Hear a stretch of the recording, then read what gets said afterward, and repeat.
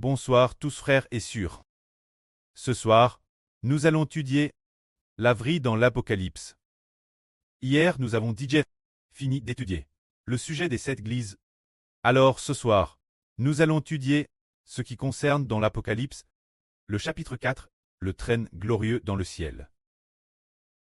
Lorsque l'apôtre Jean, le Seigneur Jésus-Christ lui a ordonné d'écrire aux 7 églises les paroles d'instruction. Temps termine, Jean fut ravi en esprit.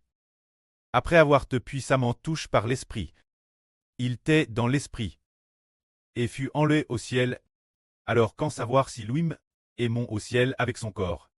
Il ne le savait probablement pas non plus. Quoi qu'il en soit, il était en esprit et est arrivé au ciel, voyant tout ce qui s'y trouve. Tout cela dans le ciel raconte les choses qui doivent arriver plus tard. Lisons ce qui concerne la vie du chapitre 4 de l'Apocalypse. Frère Hbert va lire.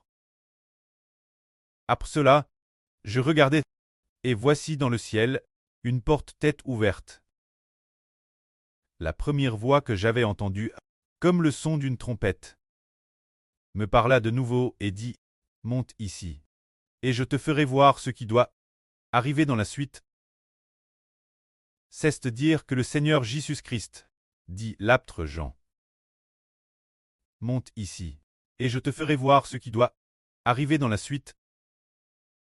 Alors montez haut. C'est que Jean a vu, c'est-à-dire a vu une porte dans le ciel, mais cette porte du ciel était déjà ouverte, c'est-à-dire qu'une porte du ciel s'est ouverte. Appelant Jean monter au ciel, c'est merveilleux. Dans la Bible, il y a 3 personnes qui en songe ou en vision ont vu la porte du ciel s'ouvrir. La première personne est Jacob. Il a rêvé d'une échelle touchant le ciel. Et il y avait une porte au ciel. Le ciel s'est ouvert. Alors, Dieu au sommet de l'échelle, à part Jacob. Les anges montaient et descendaient. Ensuite, la deuxième personne qui a vu la porte du ciel s'ouvrir, c'est l'apôtre Jean. L'apôtre Jean a vu la porte du ciel s'ouvrir. Alors Jean est monté au ciel. On ne sait pas avec certitude si le prophète Daniel a vu la porte du ciel s'ouvrir, mais il a vu dans le ciel celui que Dieu appelle l'Ancien des jours, c'est-à-dire le pré-cleste Jéhovah, assis sur un trône glorieux. Ceux qui se tenaient devant Dieu étaient des milliers, ceux qui le servaient étaient des myriades, ce qui signifie des millions d'anges. Alors il y en eut un, appelle le Fils de l'homme, qui s'avana vers Dieu, et Dieu lui donna la domination, la grande autorité, la gloire et la puissance sur le monde. Toutes donne celui appelle le Fils de l'homme. Ce Fils de l'homme, frère Hbert. Alors voilà ce qui est écrit dans la Bible. Jacob et l'apôtre Jean et Peutre, hommes. Daniel aussi ont vu le ciel s'ouvrir. Mais ce n'est pas SR, est-ce que vraiment, la porte du ciel? Pas SR s'il l'a vu. Mais il a vraiment vu les choses du ciel. Une autre personne, comme le frère Hbert Elge de 2 ans, tout comme le hervieux de Jacob, a grimpé Elchel Clest pour atteindre le ciel. C'est ainsi que le frère Hbert a aussi vu le ciel s'ouvrir, mais un trou s'est ouvert dans le ciel. Ce n'était pas une porte, c'était un trou. Ce trou avait peut-être un diamètre d'environ 60 cm. Alors l'échelle a été posée sur ce trou. Le frère Hbert grimpe au ciel et a vu Dieu ainsi qu'un groupe de petits-enfants. Ce groupe de petits-enfants était peut-être les 24 anciens. Alors notre frère Hbert, continuons lire. Quand Jean a vu une porte dans le ciel, le Seigneur lui a dit, « Monte ici. Je vais te montrer l'avenir, les choses qui doivent nécessairement arriver. » Alors Jean est monté au ciel, et il a vu les choses qui doivent arriver dans le futur. Ce n'étaient pas des choses de l'époque de Jean, c'était après Jean. Les choses qui doivent nécessairement arriver dans l'avenir. De quelle époque s'agit-il? En fait, c'est ce qui doit arriver notre époque. Ce n'est pas l'époque de l'apôtre Jean. C'est quand le royaume des cieux, le royaume de Dieu sera établi. Et c'est aussi quand Dieu accomplira son royaume. L'époque où il détruira toutes les nations et tous les peuples. C'est-à-dire celle du frère Hbert. L'événement de cette époque. Regardons maintenant Jean. Après ce trait, mon au ciel, qu'en est-il? Il est dit ici. Aussitôt je fus ravi en esprit. Il semble donc qu'il a été aussitôt saisi par l'esprit. Et alors il a vu, je vis un trône, place dans le ciel, et sur ce trône quelqu'un t'est assis. Ainsi, c'est Jean, qui est immédiatement en dans l'esprit. Louim t'est peut-être encore assis quelque part sur l'île de Patmos. Ainsi son corps t'est toujours l'aile, mais son esprit t'est DJ saisi par l'esprit, et a vu les choses du ciel. C'est très merveilleux. C'est un peu comme quand nous dormons encore dans notre lit, et que dans un RVE, nous voyons les choses du ciel. C'est ce que cela veut dire. C'est dans une vision qu'il a été saisi par l'esprit, et a vu les choses du ciel. Alors qu'a-t-il vu? Il est dit ici, voici, un trône tête plat dans le ciel. Et sur ce trône quelqu'un t'est assis. Celui qui t'est assis resplendissait comme du jaspe et de la sardoine, avec un clap bleuissant. Et un arc-en-ciel entourait le trône, semblable de l'émeraude.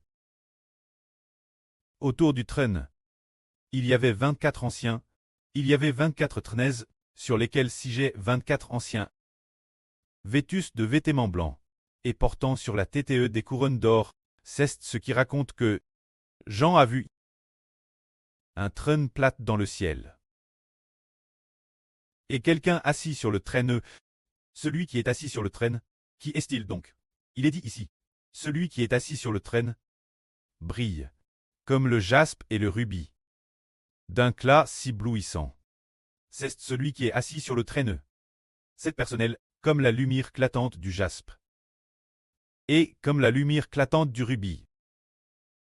Alors qui est cette personne? C'est le Créateur, le grand Précleste, le grand Dieu, celui de qui viennent toutes choses. C'est celui que l'apôtre Jean dans l'esprit, a vu se dire l'Éternel Dieu. Mais ce qu'il a vu, ce sont les choses venir, non pas les choses de cette époque. Ce sont des choses qui doivent arriver bientôt. Il a vu Dieu assis sur son trône de gloire, brillant d'un éclat incomparable. Le précleste brille comme le jaspe, et le rubis. Ce moment-là, il a revu le précleste autour du trône de notre Dieu. Il y avait un arc-en-ciel entourant le trône. Cet arc-en-ciel brillait comme de l'émeraude. Brillait comme de l'émeraude. Nous pensons l'arc-en-ciel, qui a 7 couleurs, 7 couleurs différentes. Il semble que cet arc-en-ciel, non seulement a 7 couleurs, mais a aussi l'éclat de l'émeraude. On voit que Dieu, assis sur son trône de gloire, est tellement saint et tellement glorieux.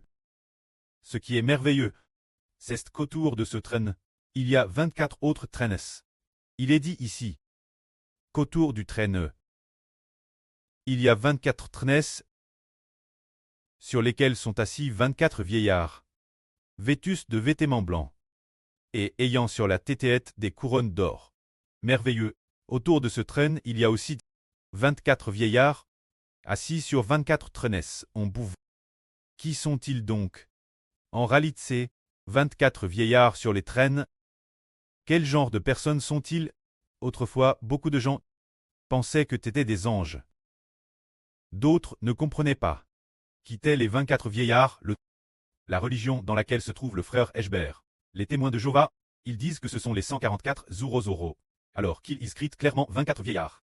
Comment cela pourrait-il être 144 Zurozoro? De plus, les 144 Zurozoro se tiennent aussi devant les 24 vieillards. Alors, ces 24 vieillards sont-ils les anciens des 144 Zurozoro? C'est-à-dire les anciens qui dirigent les 144 Zurozoro. Seulement 24. Alors ces 24 vieillards, quel genre de personnes seraient-ils? Seraient-ce les prophètes de l'Antiquité? Seraient-ce ceux de l'Antiquité? Lis Mose Daniel. Ils ne sont pas les prophètes de l'Ancien Testament, car les gens de l'Ancien Testament étaient encore pécheurs. Comment pourraient-ils s'asseoir autour de Dieu, sur des trônes de gloire, si vraiment les prophètes de l'Antiquité pouvaient vraiment s'asseoir sur des trônes? Ils l'auraient déjà su, s'assiraient sur des trônes. Mais les anciens Mose et Élie, ces quels prophètes, ont-ils jamais dit que l'avenir ils s'assiraient sur des trônes? Cela n'a jamais été mentionné. Pas madame une seule fois. Qu'ils ressusciteraient au ciel l'avenir. Rien de tout cela n'a été mentionné par les prophètes de l'Ancien Testament. Mais ces 24 anciens ne sont pas les prophètes de l'Ancien Testament. Alors se pourrait-il que ce soit 12 des 12 apôtres? Et puis de quelle époque seraient les 12 autres? Non. Ces 24 anciens ne sont pas les 12 apôtres, car ces 24 anciens sont encore plus honorables que les 12 apôtres. Ils font partie de ceux qui établissent le royaume d'Israël.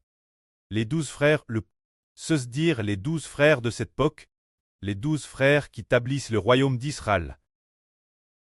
Combien ils sont honorables, combien ils sont glorieux, ceux qui établissent le royaume d'Israël. Est-ce bien cette époque? C'est-à-dire avec le frère Ashbert. Établir le royaume d'Israël, les 12 frères du royaume d'Israël du Nouveau Testament. Alors, ces 12 frères ont un statut extrêmement honorable. Ils sont vêtus de vêtements blancs et portent des couronnes d'or sur la tête. La couronne d'or signifie régner comme roi. Quant aux vêtements blancs, cela signifie qu'ils sont les 12 anciens extrêmement saints.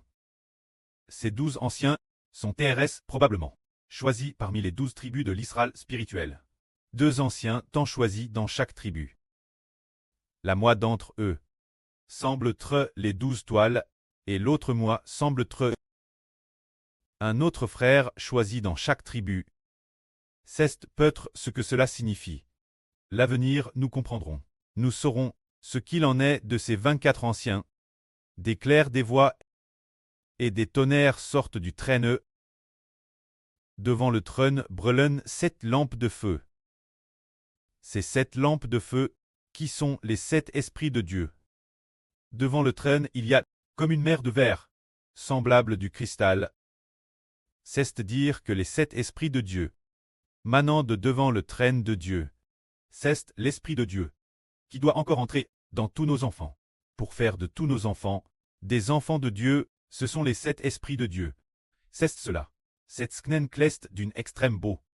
Alors ici, il est décrit qu'il y a le trône de Dieu, les trônes des 24 anciens, le précleste brillant comme du jaspe et de la sardoine, diffusant une lumière d'un éclat incomparable.